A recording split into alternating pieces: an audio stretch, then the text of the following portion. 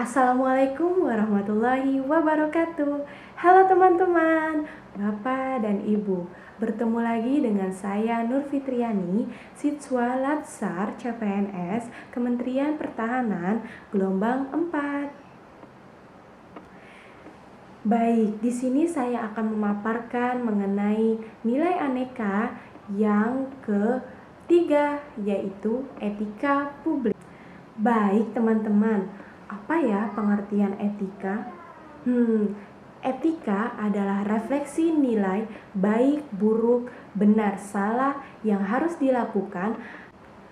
Kode etik adalah peraturan yang mengatur tingkah laku dalam suatu kelompok, khususnya dalam sudut pandang yang ditujukan pada hal-hal prinsip dalam bentuk ketentuan-ketentuan tertulis.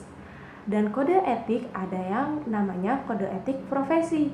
Kode etik profesi adalah aturan yang mengatur tingkah laku suatu kelompok dalam masyarakat melalui ketentuan-ketentuan yang diharapkan dapat dipegang teguh oleh sekelompok profesional tertentu. Mengenai kode etik ASN ada 12 dalam Undang-Undang Nomor 5 Tahun 2014 yang diantaranya yaitu melaksanakan tugasnya dengan jujur, bertanggung jawab, berintegritas, cermat, disiplin, sopan santun, dan sesuai dengan peraturan-peraturan yang ada. Oke, terdapat 3 fokus utama dalam etika publik, yaitu 1. Pelayanan publik yang berkualitas dan relevan. 2. Modalitas etika, yaitu jembatan antara norma-norma dan tindakan faktual. Yang ketiga adalah dimensi reflektif, yaitu sebagai penimbang dan alat evaluasi. Baik, terdapat 3 dimensi etika publik, yaitu dimensi kualitas pelayanan publik, dimensi modalitas, dan dimensi tindakan integritas publik. Yang pertama, dimensi pelayanan publik, artinya menekankan pada aspek nilai dan norma hingga membentuk integritas. Yang kedua, dimensi modalitas dalam etika publik, yakni akuntabilitas, dapat dipertanggungjawabkan secara hukum dan politik atas kebijakan yang telah dibuat. Transparansi artinya memberikan informasi yang relevan atau laporan terbuka dengan pihak luar atau organisasi mandiri dan dipublikasi. Dan yang ketiga adalah netralitas. Netralitas yaitu tidak berpihak. Yang terakhir adalah unsur integritas publik.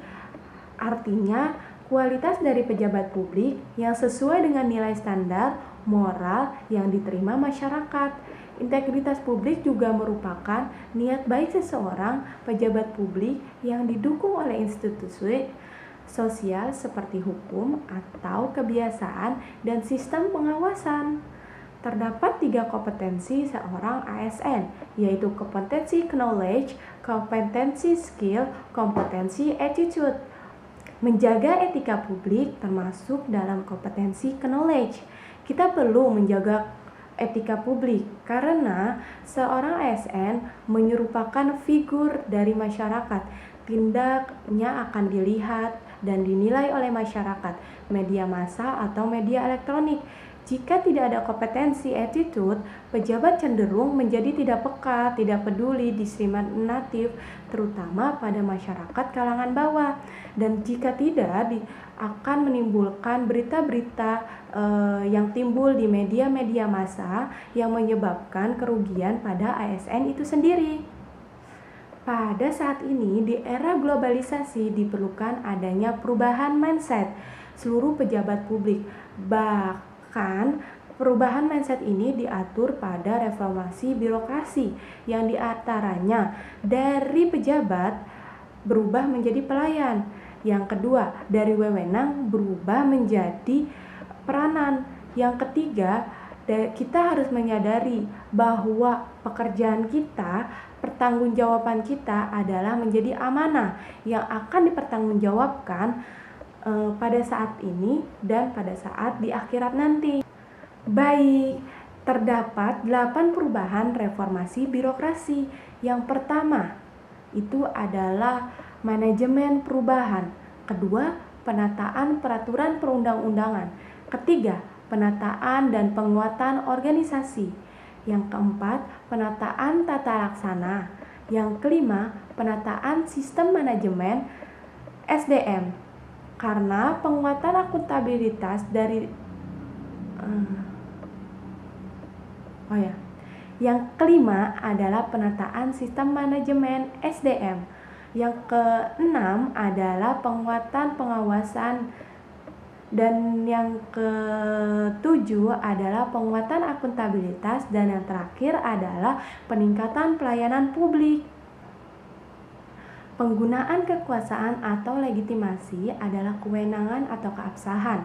Sistem kekuasaan atau legitimasi kebijakan terdiri dari 3, yaitu legitimasi kekuasaan, yang kedua legitimasi sosiologis, yang ketiga adalah legitimasi etis. Nah, legitimasi etis ini itu adalah legitimasi yang terkuat pada masa sekarang.